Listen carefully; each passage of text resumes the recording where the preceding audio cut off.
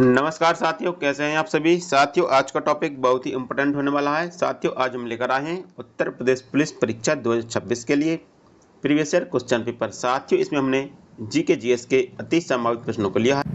साथियों इसमें हमने जीके जीएस के साथ साथ करंट अफेयर्स को भी कवर किया है। साथियों ये सभी क्वेश्चन आपकी आगामी परीक्षा UP police constable, UP police SI, bank, railway, SSC, UP TET, UP PET, अन्य सभी परीक्षाओं के लिए अति महत्वपूर्ण होंगे। साथियों यदि आप किसी भी गवर्नमेंट एग्जाम की तैयारी करते हैं तो यह वीडियो बहुत ही इंपॉर्टेंट होगा, तो वीडियो के अंत तक बने रहिए। चलिए हम स्टार्ट करते हैं। साथियों हमारा पहला क्वेश्चन है, कहता है कि उत्तर प्रदेश सरकार द्वारा वर्ष 2025 और 26 के बजट में घोषित मुख्यमंत्री युवा स्वरोजगार योजना के तहत दी जाने वाली अधिकतम ऋण सीमा को बढ़ाकर कितना कर दिया गया है। इसमें पूछा गया कि जो मुख्यमंत्री युवा स्वरोजगार योजना है इसके तहत दी जाने वाली अधिकतम ऋण सीमा को बढ़ाकर कितना कर दिया गया है। 15 लाख, 25 लाख, 30 लाख या 50 लाख। तो इसका राइट आंसर होगा 25 लाख। ठीक है, इसकी अधिकतम सीमा 25 लाख कर दी गई है, तो इसका राइट आंसर ऑप्शन बी होगा। हमारा अगला क्वेश्चन है साथियों, हमारा अगला क्वेश्चन कहता है कि हाल ही में केंद्र सरकार द्वारा स्वीकृत केन बेतवा लिंक परियोजना से उत्तर प्रदेश का कौन सा क्षेत्र मुख्य रूप से लाभान्वित होता है। इससे पूछा गया कि जो केन बेतवा लिंक है इससे उत्तर प्रदेश का कौन सा क्षेत्र है जो लाभान्वित होता है। पूर्वांचल, बुंदेलखंड, रोहिलखंड या पश्चिमी उत्तर प्रदेश। तो इसका राइट आंसर होगा बुंदेलखंड क्षेत्र। ठीक है, केन बेतवा लिंक परियोजना के द्वारा उत्तर प्रदेश का जो बुंदेलखंड क्षेत्र है यह लाभान्वित होता है। और बुंदेलखंड क्षेत्र के अंतर्गत उत्तर प्रदेश के 3 जिले आते हैं। कौन से? झांसी, बांदा और महोबा। ठीक है, ये 3 जिले हैं जो बुंदेलखंड क्षेत्र के अंतर्गत आते हैं, जो यूपी के हैं। ठीक है, तो ये लाभान्वित होते हैं, तो इसका राइट आंसर ऑप्शन बी होगा। हमारा अगला क्वेश्चन है साथियों, हमारा अगला क्वेश्चन कहता है कि उत्तर प्रदेश के किस जिले में देश का पहला कंजर्वेशन रिजर्व विशेष रूप से सारस ग्रहण के लिए अधिसूचित किया गया है। इस पूछा गया कि उत्तर प्रदेश के किस जिले में देश का पहला कंजर्वेशन रिजर्व विशेष रूप से राम सारस ग्रहण के लिए अधिसूचित किया गया है। इटावा, मैनपुरी, औरैया या सोनभद्र। तो इसका राइट आंसर होगा मैनपुरी। ठीक है, मैनपुरी जिला है जो सारस ग्रहण के लिए अधिसूचित किया गया है, तो इसका राइट आंसर ऑप्शन बी होगा। हमारा अगला क्वेश्चन है साथियों, हमारा अगला क्वेश्चन कहता है कि वर्ष 2026 में घोषित भारत के नए रामसर स्थलों की सूची में शामिल शेखा झील उत्तर प्रदेश के किस जनपद में स्थित है। इस पूछा गया कि जो शेखा झील है इसे हाल ही में रामसर स्थल घोषित किया है, यह उत्तर प्रदेश के किस जिले में स्थित है। अलीगढ़, मथुरा, गोरखपुर या बिजनौर। तो इसका राइट आंसर होगा अलीगढ़। ठीक है, जो शेखा झील है इसे हाल ही में रामसर स्थल के रूप में घोषित किया गया है, यह उत्तर प्रदेश के अलीगढ़ जिले में स्थित है, तो इसका राइट आंसर ऑप्शन ए होगा। हमारा अगला क्वेश्चन है साथियों, हमारा अगला क्वेश्चन कहता है कि गंगा एक्सप्रेस वे के संबंध में निम्नलिखित कथनों पर विचार कीजिए। इसमें 2 कथन दिए गए हैं और ये गंगा एक्सप्रेस वे के बारे में है, तो इन पर विचार करना है। इसमें पहला है यह मेरठ से प्रयागराज तक कुल 594 किलोमीटर लंबा है। ठीक है, दूसरा है यह उत्तर प्रदेश के 12 जिलों से होकर गुजरता है।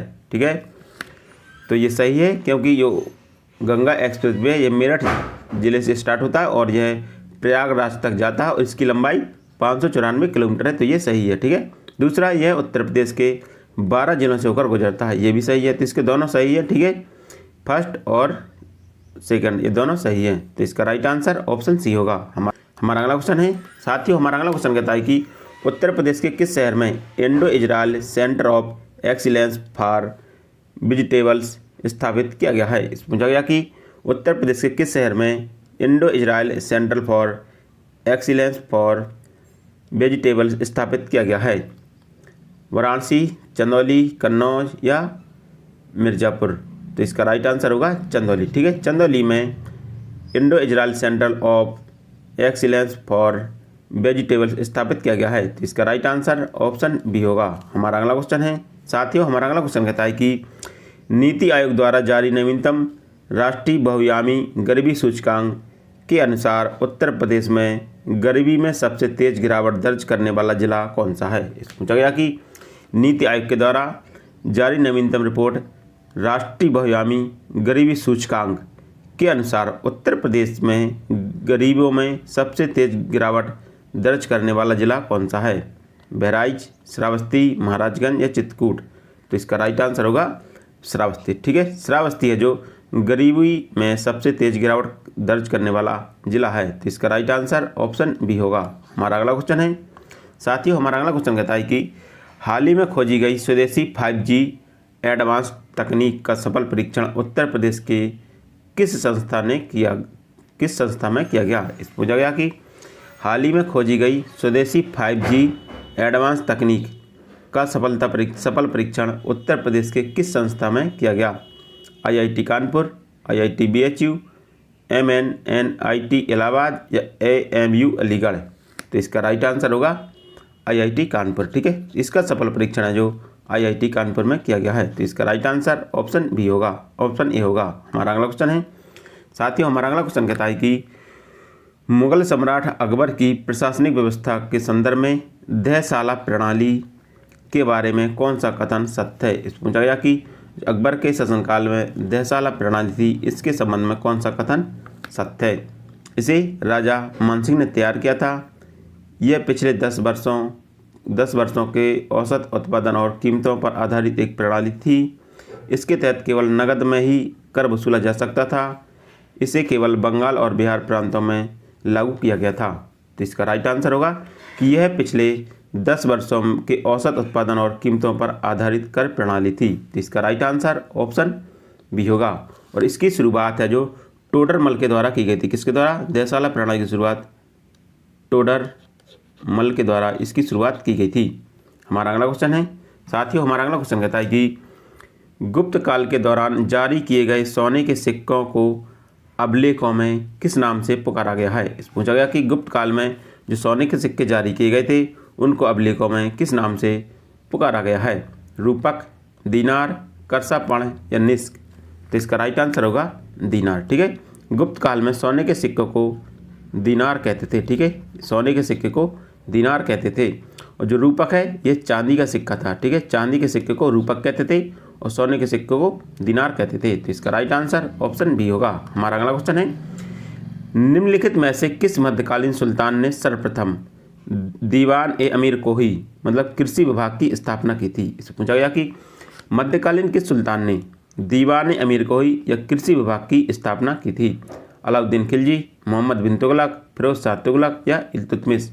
तो इसका राइट आंसर होगा मोहम्मद बिन तुगलक। ठीक है, मोहम्मद बिन तुगलक के द्वारा दीवान अमीर कोही जिसे कृषि विभाग कहते थे इसकी स्थापना की थी। तो इसका राइट आंसर ऑप्शन बी होगा। हमारा अगला क्वेश्चन है साथियों, हमारा अगला क्वेश्चन कहता है कि 1857 के विद्रोह के दौरान उत्तर प्रदेश के बड़ौत या बागपत क्षेत्र में विद्रोहियों का नेतृत्व किसने किया था। इस पूछा गया कि 1857 के विद्रोह के दौरान उत्तर प्रदेश के बागपत क्षेत्र में विद्रोहियों का नेतृत्व किसके द्वारा किया गया था। शाहमल, कदम सिंह, मौलवी अहमद उल्ला या तात्या टोपे। तो इसका राइट आंसर होगा शाहमल के द्वारा। ठीक है, 1857 में विद्रोहियों का नेतृत्व बागपत में शाहमल के द्वारा किया गया था। तो इसका राइट आंसर ऑप्शन ए होगा। हमारा अगला क्वेश्चन है साथियों, हमारा अगला क्वेश्चन कहता है कि भारतीय संविधान के किस अनुच्छेद के तहत राज्यपाल को राज्य विधानमंडल के विश्रांति काल के अध्यादेश जारी करने की शक्ति प्राप्त है। इसमें पूछा गया कि भारतीय संविधान के किस अनुच्छेद के तहत राज्यपाल को अध्यादेश जारी करने की शक्ति है। अनुच्छेद 123, अनुच्छेद 213, अनुच्छेद 163, अनुच्छेद 249। तो इसका राइट आंसर होगा अनुच्छेद 213 के तहत। ठीक है, जो राज्यपाल है वह अनुच्छेद 213 के तहत अध्यादेश जारी कर सकता है। तो इसका राइट आंसर ऑप्शन बी होगा। हमारा अगला क्वेश्चन है साथियों, हमारा अगला क्वेश्चन कहता है कि निम्नलिखित में से कौन सा सुमेलित नहीं है। इससे पूछा गया कि कौन सा सुमेलित नहीं है, इसमें जोड़े दिए गए हैं। इसे बताना कि इसमें कौन सा सुमेलित नहीं है। ठीक है, KS पट्टुस्वामीवाद निजता का अधिकार से संबंधित है। विशाखावाद कार्यस्थल पर महिलाओं के यौन उत्पीड़न से संबंधित है। मेनका गांधीवाद विदेशी यात्रा के अधिकार से संबंधित है। इंदिरा साहनीवाद शिक्षा का मूल अधिकार है, इससे संबंधित है। तो इसमें आपको बताना कि कौन सा सुमेलित नहीं है। तो इसमें ऑप्शन डी है, ये सुमेलित नहीं है, इंदिरा साहनीवाद। ठीक है, ये शिक्षा का मूल अधिकार नहीं है। तो इसका राइट आंसर ऑप्शन डी होगा। ठीक है, इसमें जो KS पट्टुस्वामीवाद है ये निजता के अधिकार से संबंधित था। ठीक है, और जो विशाखावाद ये कार्यस्थल पर महिलाओं के यौन उत्पीड़न से संबंधित था, ठीक है। और ये मेनका गांधी विवाद, यह विदेशी यात्रा के अधिकार से संबंधित ये विवाद था, ठीक है, विवाद था। तो इसका जो राइट आंसर है ऑप्शन डी है कि इंदिरा साहनी विवाद, ये शिक्षा का मूल अधिकार से संबंधित नहीं है, ठीक है। तो इसका राइट आंसर ऑप्शन डी होगा। हमारा अगला क्वेश्चन है, भारतीय संविधान की 11वीं अनुसूची के तहत पंचायतों को कितने विषयों पर कार्य करने की शक्ति प्रदान की गई है। इस पूछा गया कि भारतीय संविधान की 11वीं अनुसूची के तहत पंचायतों को कितने विषयों पर कार्य करने की शक्ति प्रदान की गई है। 18 विषय, 24 विषय, 29 विषय या 32 विषय। तो इसका राइट आंसर होगा 29 विषय, ठीक है। 11वीं अनुसूची के तहत पंचायतों को कुल 29 विषयों पर कार्य करने की शक्ति प्रदान की गई है। तो इसका राइट आंसर ऑप्शन सी होगा। हमारा अगला क्वेश्चन है, साथियों हमारा अगला क्वेश्चन कहता है कि राष्ट्रीय मानव अधिकार आयोग के अध्यक्ष और सदस्यों की नियुक्ति करने वाली समिति में निम्नलिखित में से कौन शामिल नहीं है। इस पूछा गया कि राष्ट्रीय मानव अधिकार आयोग के अध्यक्ष और सदस्यों की नियुक्ति करने वाली समिति में निम्नलिखित में से कौन शामिल नहीं है। प्रधानमंत्री, लोकसभा अध्यक्ष, गृह मंत्री या भारत के मुख्य न्यायाधीश। तो इसका राइट आंसर होगा भारत के मुख्य न्यायाधीश, ठीक है। भारत के मुख्य न्यायाधीश है जो राष्ट्रीय मानव अधिकार आयोग के अध्यक्ष और सदस्यों की नियुक्ति करने वाली समिति में शामिल नहीं होते हैं। तो इसका राइट आंसर ऑप्शन डी होगा। हमारा अगला क्वेश्चन है, साथियों हमारा अगला क्वेश्चन कहता है कि निम्नलिखित में से कौन सा राष्ट्रीय जलमार्ग उत्तर प्रदेश से होकर गुजरता है और भारत का सबसे लंबा जलमार्ग है। इससे पूछा गया कि कौन सा राष्ट्रीय जलमार्ग है जो उत्तर प्रदेश से होकर गुजरता है और भारत का सबसे लंबा राष्ट्रीय जलमार्ग है। प्रयागराज से हल्दिया NW1, प्रयागराज से हल्दिया NW2, सदिया से धुबरी NW4, काकीनाडा से पांडिचेरी NW10, अम्बा नदी। तो इसका राइट आंसर होगा NW1, ठीक है। नेशनल वाटरवे फर्स्ट है, यह प्रयागराज से हल्दिया तक जाता है और यह भारत का सबसे लंबा राष्ट्रीय जलमार्ग है। तो इसका राइट आंसर ऑप्शन ए होगा।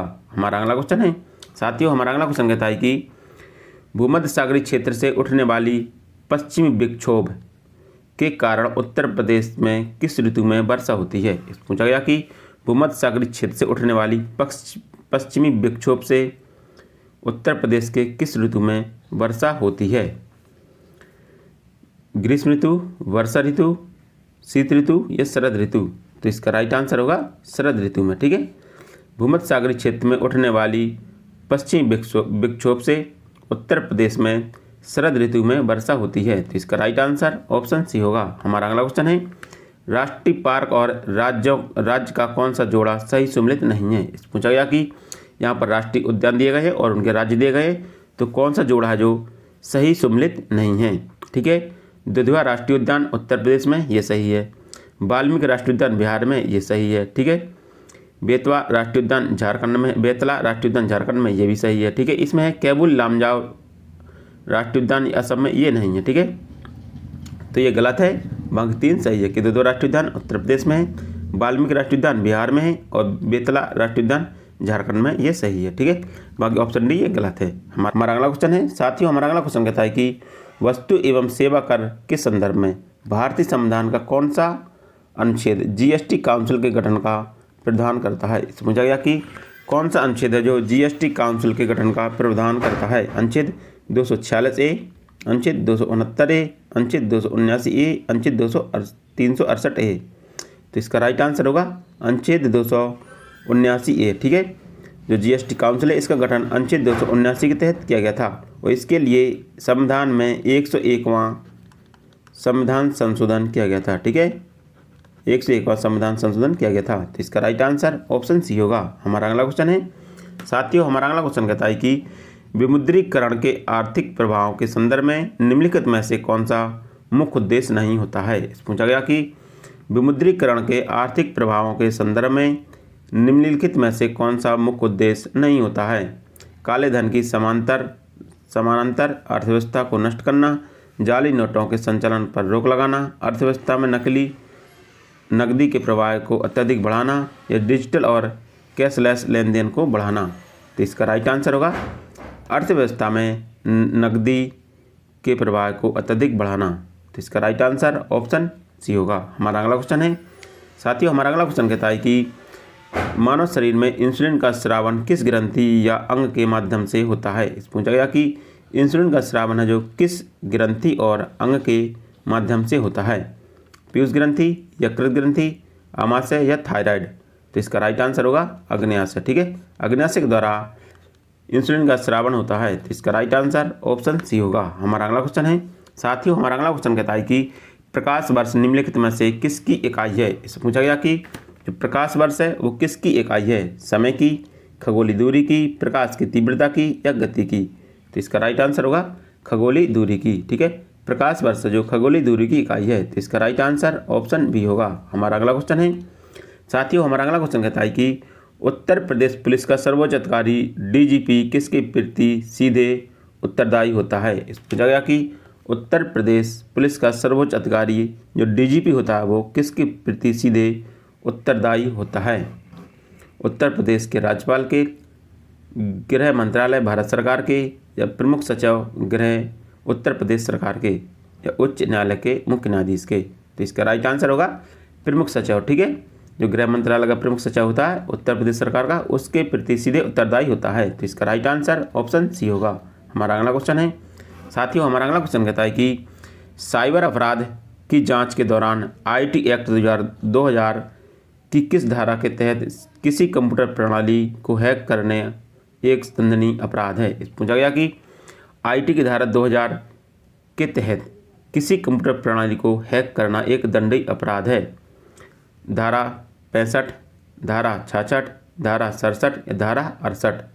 तो इसका राइट आंसर होगा धारा 66। ठीक है, धारा 66 के तहत किसी कंप्यूटर प्रणाली को हैक करना एक दंडनीय अपराध है। तो इसका राइट आंसर ऑप्शन बी होगा। हमारा अगला क्वेश्चन है, साथियों हमारा अगला क्वेश्चन कहता है कि उत्तर प्रदेश में हॉटस्पॉट पेट्रोलिंग और महिला सुरक्षा के लिए संचालित पिंक बूथ योजना का मुख्य नोडल विभाग कौन सा है। इस पूछा गया कि हॉटस्पॉट पेट्रोलिंग और महिला सुरक्षा के लिए संचालित पिंक बूथ योजना का मुख्य नोडल विभाग कौन सा है।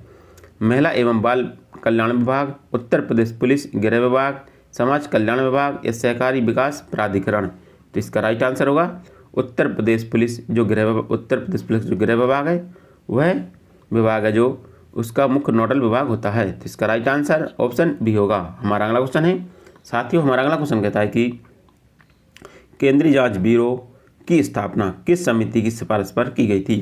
पूछा गया कि सीबीआई की स्थापना जो किस समिति की सिफारिश के आधार पर की गई थी।